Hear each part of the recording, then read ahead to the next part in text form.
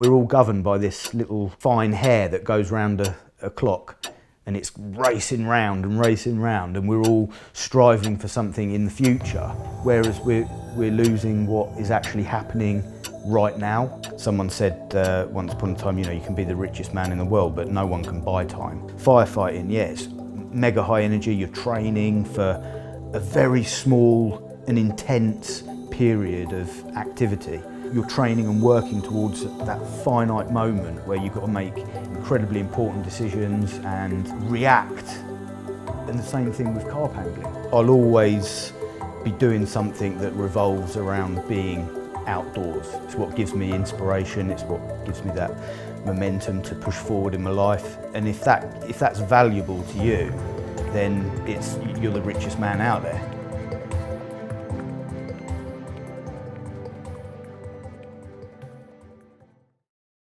Let's talk a little bit, maybe to round off, about your philosophy, because it seems to me that, from picking up on what you've said, that you can't be beaten because you recognise that it's all part of the journey. So it must be quite difficult in that sense for you to actually get down about something because you feel like there's going to be an end to it. Yeah. Yeah, sure. I mean, you know, I'm under no illusion, you know, nothing's ever 100% perfect, or nothing's, you know, things are evolving. It's like fluid. There's a fluidity to everything. You know, I think a lot of people out there, excuse me if I digress, but I sort of take it on a bit of a journey in its own right. But I think there are people out there that are in fear of failure and what have you, and that it can stop you doing what you want to do to a certain degree. Well, you know, that should never be the case. I think there's a saying or whatever that you're your own biggest inhibitor, if you like. You know, it's only you stopping you doing these things. So if you want to do something, you've got to go out there and do it. And where you know, there's no glory in, you know, if you fail at something or whatever, you've learned something. There is no such thing as failure, really, because you've been on a journey, you've been on that process. So, you know, you just got to keep pushing forward. And for me, actually, the attempt, the actual process of doing is the important part. And I think that, you know, that goes back to the whole capture thing. You know, the pinnacle, or the peak capture, the one you really wanted, or the big carp at the end of that particular journey is just that. When you look back on it, the actual process and the path that you took and all of those things along the way, they're inherently as important, if not more so, because when the journey comes to an end, it hasn't come to an end because you're already moving on to the next phase. It's sort of, it's a long process. There's like a sort of there's like a Far Eastern sort of philosophy, if you like. There's a guy, I don't know, probably some of the viewers will probably have heard of him, a guy called Alan Watts.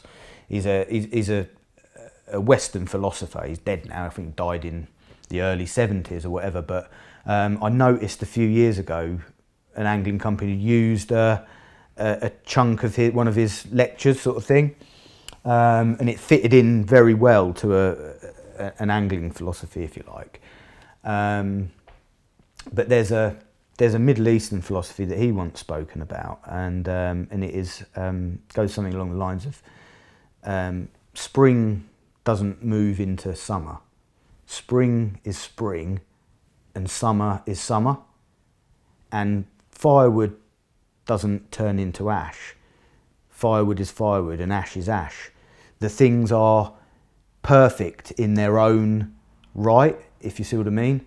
So that all comes back to living in the moment and appreciating everything for exactly what it is. And I think that's so lost in modern times.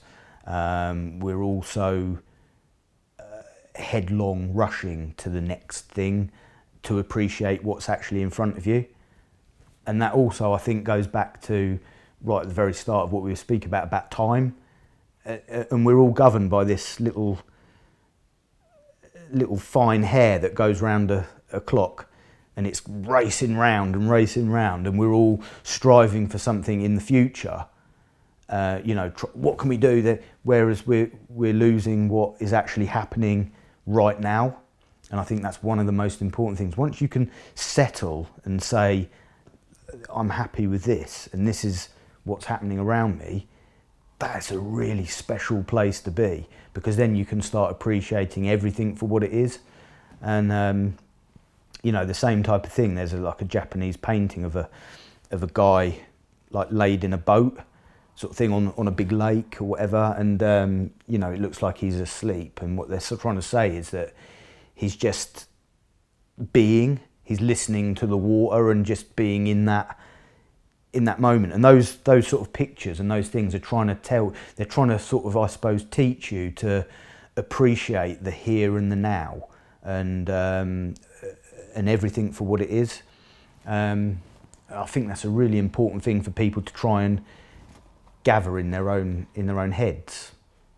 As such, when you've had defining moments, let's say Burfield Common, Mm-hmm. were you, to excuse the pun, mindful that you needed to be mindful about that moment? Yeah, no, absolutely. And that one in particular was a case in point, I suppose, if you like.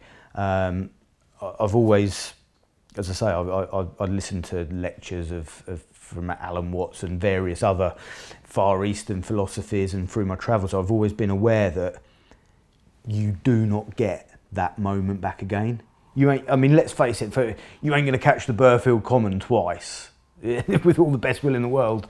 And I wouldn't want to. It's about that particular time. And like I've always said to all my friends, post that or throughout my journey when we have chats late at night, whatever, it's always about appreciating that very essence of that moment in time, and to actually sit back rather than rush and tear and get hyped up about, we've got to get this done, and actually just go, right, appreciate what's just happened, sit back down and think about it. Take your time with the whole process. There's no rush. I've seen people get a fish in the net, and the first thing they're doing is dragging the mat down and getting the carp out onto. It's like, you don't need to do that. Just give it some rest time.